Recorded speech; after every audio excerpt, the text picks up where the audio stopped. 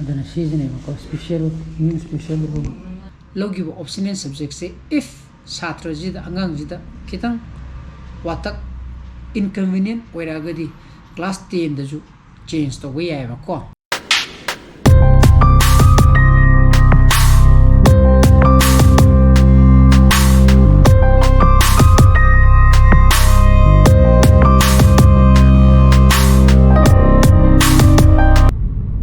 Good evening guys, welcome back to my channel. I am Kali. Marangi blog to the Makati Kimtan Namdre. Ko aduga mo season mo labak tiba no ita ba tuwa mo zu to e ko isagay de ko. Ai ga sahi longa ai ni tha amani da hanaba ko. Inaw pa ha ga tra longa ha ga tra. Andu lai gi tre ko. Maite ko projectina ai mo in be rems hospital da mo tin ma chali ma masi ai tek tu ko ai tarik mapan ni na ai delivery ta ba ayuk toro kham de sai sim mai lek basa na firon na ai pura ga ko aduna ngarangi lambi chi lambi duna ina khang da ba uri pok line je ko concrete road hai gadra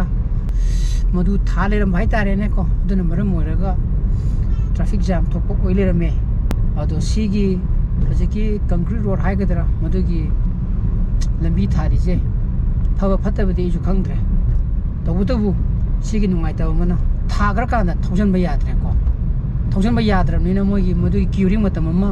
moi nu judum thamme plus nakan do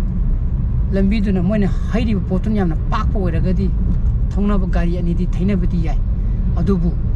koigi intervillage road manung daga tharam mijidi gari ani thainaba yade bako until and unless nakan do moina leiba king leiba kumba khara tharakanda aduju ngak matai thongdunaraga khamnaraga thainaba natana aduna thariba lambi do tungi yang fana bane di toromba du bo si di thari gangi thona ba yadingai gi tanja du di ko yam thina inconvenience pire boko nungdang di somna kan thaba yai ba khanga ba hajik sin thaba yada bine somna kan ji ngarang nang log to la ko thari do aduna gari parking um te yenge nang sida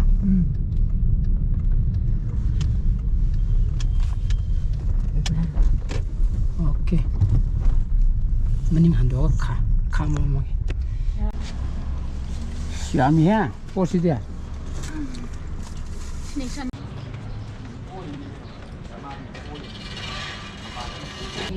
Adana season ko special new special room. Adana hayeng pung baro saida tare ko. CS to diba. Adana hayeng tiuki pung baro saida tare ne ere ko. Dan swing ngam yaw dan tobu tu nyam pani je fivo adana nungdangi chak sidara hawai thongba mane morok me pamane aduna aina kogi ichaji class 10 kari bujingi parents kai daina information ama sumene sum share to ni bai tare akoina angang gajina class 9 karapa kanda optional subject kama lohondra thang tani khangde higher maths ni khangde home science ni khangde fine arts ni khangde jo bi ho school du da available hoba je ki high optional subject jing si optional subject jing je class 10 kara kan da 10 da ju dum lawraga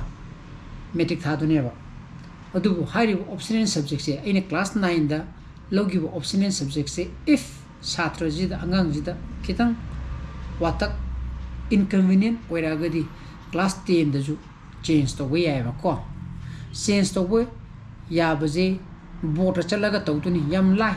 tawu ahamadi school da information namadi pibiro application ma tharaga ai sigi optional subject ki sigi optional subject ki change to ninge na moida prime information piro moida okay na dum harakeni school gi kem thingoi aduga pisala kanda akoina tawdujina adugi application do kem ta pubagi mathok ta tre ko adum chatpiro board board चला कांदा subject change तौबगी form अमा लौगेना हायरनेबको form अमा receipt अमा कगलानी लिसिंग अमगा चंगा 1500 1500 की receipt से लौर कांदा मोई रूम नंबर अमा ताकलानेबको मदुदा तौबतुबु सिजिदा मसाइगी क्लास 9 दा registration तौगिबगी registration card की नंबर अमा लेदना अंगांगी मदुगी नंबर तुमदी खंगा चपीगदमनी को चलनी बोर्ड हजिकी subject option and subject change तौगे हाइबगी रिसिप्ट अमा कानी 1500 सिका काना मोइन रूम नंबर मा हायरनी रूम नंबर दु चलगा हायरनी ए सब्जेक्ट चेंज तौबगी नेना करी मसाइगी registration card number दो हंगानी मदु मोइन टाइप तो बकांदा ngसाइगी अंगांग दुगी डिटेल्स मयामा अदगी करी स्कूल नो अदगी मपा मिंग माई डिटेल्स मयाम बोल मसानुम थोक्सरानेबको करी दिगी करी दा हुनिंगी नो ना हंगानेबो मदु तुम हायरनेबको सपोज एग्जांपल हायर मैथ्स तगी